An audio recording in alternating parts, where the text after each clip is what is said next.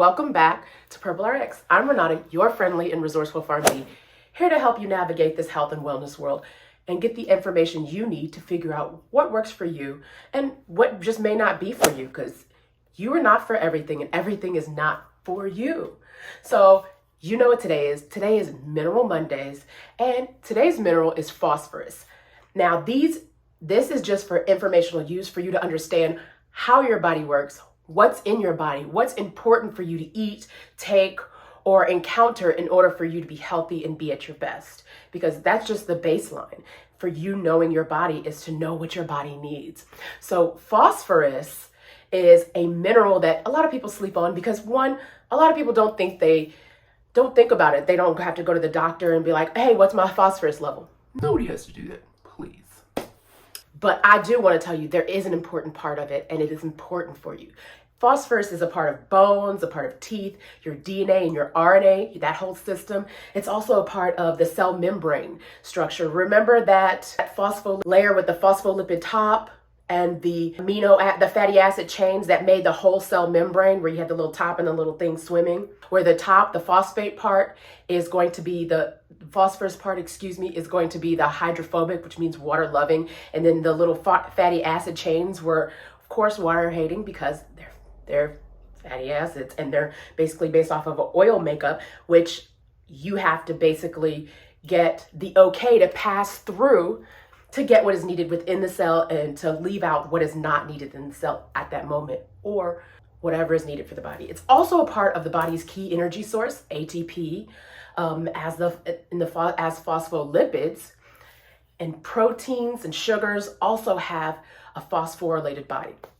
So we can't sleep on phosphate, whether we check it on a daily basis or every time you go to a doctor or not. It is important. It is a key to what our body needs. And like I said, making up the cell membrane. It also plays a role in the regulation of genes transcription, activation of enzymes, which is also making it a part of the DNA and RNA setup, and as well helping to maintain that normal pH level within the extracellular fluid. So this fluid outside of the cell, and the cellular storage in the cell. Let's not sleep on it. It is very important to the body and to the basic structure of what our body does, what it needs, and how it functions. So it makes up about 1 to 1.4% of the free fat mass, and of that amount, 85% of it is in your bones and in your teeth, and 15% is distributed throughout the blood and the soft tissue. So like calcium, remember we learned about calcium last week. I'll put that video up here. So like calcium, it's also needing vitamin D and parathyroid hormone. They help to regulate the metabolism of phosphorus. So calcium and phosphorus, they work together in conjunction to build up the hydroxyapatite, which is the main structural component of your teeth and your bones. And in order to have the structure you have and to have strong bones and to have beautiful and strong teeth, phosphorus and calcium are a part of that and a part of having that makeup. So your kidneys, your bones, your intestines, all of those things, they help to regulate phosphorus homeostasis. So in order to keep your body phosphate levels in balance, the kidneys are needed. So it's effective for the kidneys, the bones, as well as the intestines. So the bones having enough vitamin D and having enough calcium is important in order to get that phosphorus homeostasis. The intestines, because the phosphorus is absorbed within the intestines, and the kidneys, because the kidneys regulate a lot of minerals, a lot of hormones, and a lot of things that are going on because of excretion or what to keep or what to take away. So your kidneys are kind of like your cleansing system. It's like keep, throw away, keep, throw away. Keep, throw away, keep, throw away, throw it all away. Nope, we don't need it. This is waste. So it's one of your systems to help cleanse and cleanse things out. It also, hormones like estrogen and adrenaline can affect that balance of phosphorus.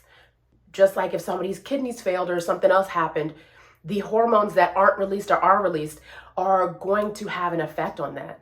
So when you're going through estrogen, your levels, you may not be absorbing it as much. Or if you're having an adrenaline rush, phosphorus, it may not be worried about absorbing phosphorus or in that moment or in that time. So foods that contain phosphorus There are plenty of foods that contain phosphorus, and they're mainly either in phosphates or phosphate esters. Now, if you go into things like seeds and unleavened bread, it's actually in a phytic acid form. So since it's in that phytic acid form, that form is really unavailable for absorption. So that's really going to go for more for storage. That's the actual storage form, to store for whether it's needed for teeth or for other things like your cellular membrane at other times. So that's just stuck to the side when you get your phytic acid from seeds and unleavened bread. So like I said before, calcium, the foods and supplements and calcium can also prevent phosphorus absorption. So phosphoric acid, sodium phosphate, sodium polyphosphate, those things are additives, and you'll find those in foods, in many processed foods. So a lot of frozen foods. You might be getting phosphate from your frozen foods. A lot of people are in the US aren't deficient in phosphorus because of that, because of in a lot of foods, it preserves moisture, the color, to enhance it and to stabilize frozen foods. And most of the time you'll get like 67 milligrams per serving in your processed food. So if you're not eating a lot of processed foods, you're going to have to get it in other ways, and in vegetables and other things like that, where phosphate is actually not embedded in it to help preserve. So what are foods that are naturally high in phosphorus? 6 ounces of low-fat yogurt, a cup of 2% milk, also 3 ounces of farmed salmon. Corn tortillas are great. 3 ounces of chicken, 90% lean ground beef, a half cup of lentils, a medium apple, half of cauliflower, half a cup of oatmeal, half a cup of brown rice or kidney beans, and even like a large hard-boiled egg. In those, you'll get more phosphorus coming out because of maybe the process that it goes through. You're going to get more nutrients. Sometimes the way you cook your food allows you to get more nutrients or less nutrients.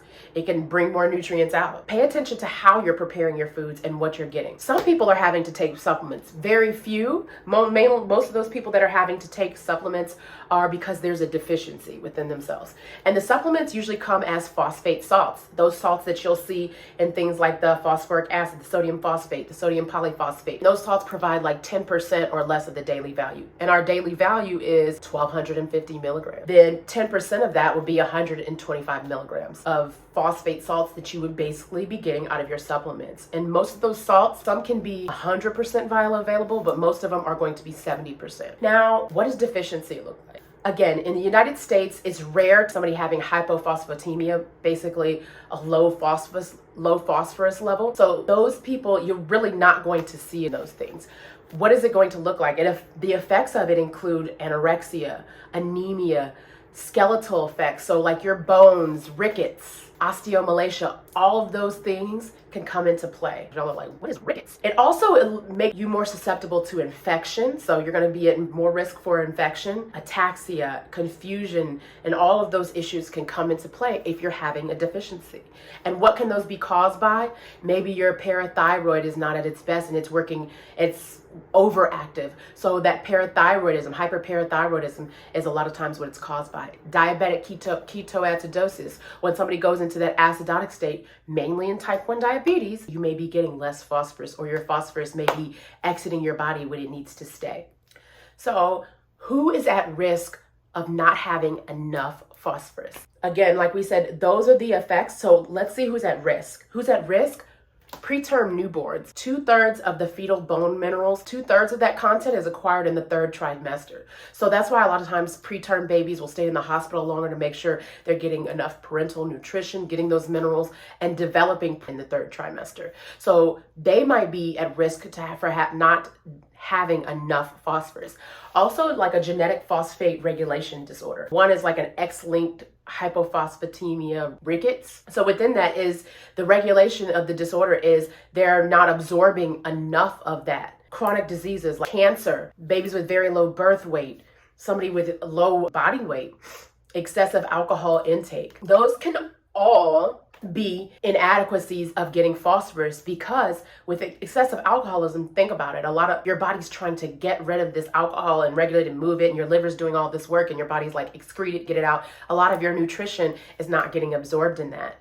So anorexia nervosa, you're not getting enough nutrition. Chronic disease, again, they may not be eating enough, they just don't have the feeling, they're not hungry, you're not getting enough nutrition, so you're eating what you can, or you may be on a specific diet that doesn't allow you to eat certain things. Now, phosphate can also interact with just a couple of meds, and a lot of times those are meds that are antacids that have a lot of aluminum hydroxide. So your Tums, your Rolaids, Maalox, because they decrease that absorption. Since it binds that phosphorus, the absorption of it is not going to be happening within your small intestines.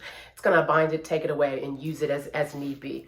Also in laxatives, so sodium phosphate.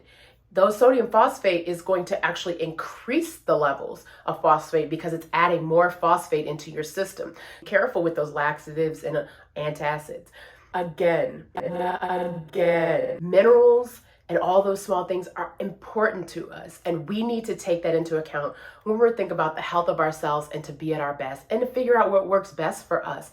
Because a lot of times we may be going to the doctor and saying, no, I don't want to take this, or no, this is not for me, when that may be something for you. And also, in order to go to the doctor and say, hey, I don't want to take that, I'm doing it this way, or this is how I'm getting phosphate, then you can have a greater conversation as to where this may be best for you or this may not be best for you.